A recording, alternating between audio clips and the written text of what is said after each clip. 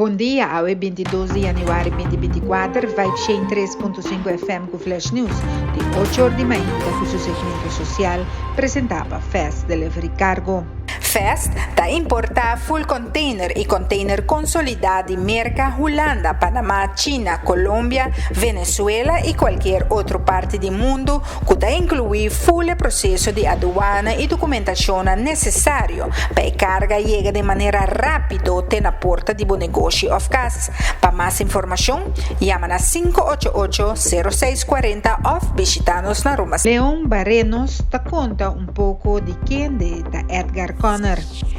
Na Charles Bala San Nicolás tomou lugar uma noite especial, onde com a honra Edgar Connor e sua significação na Aruba e para Aruba. Berrenos conta pouco de sua história e também sua vida com o Steel Band. Também está nome especial. Dia 8 de janeiro de 1939, Edgar Connor nasceu. Dia 8 de março de 76, dia 8 de março, nossa honra, nosso país, com o himno e bandeira oficial. Dia 8 de abril,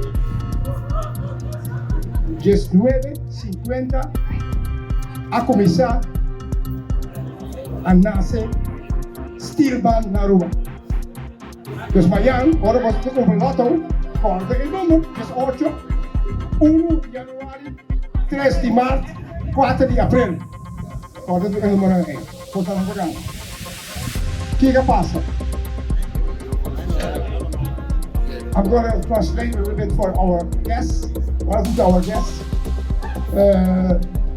Today is a special day, the 18th of January, birthday of Mr. Edgar Connor, but also a special day, the number 18, because there are 3 activities, occurrences that are on the 18th. The 18th of March 1976, we officially inaugurated our anthem and flag, and 18th of April 1950 was born the beginning of the Steel Band. Meu nome é Farah Buchhout e essa aqui vai em 3.5 FM com Flash News com seu segmento social apresentado para Fast Delivery Cargo.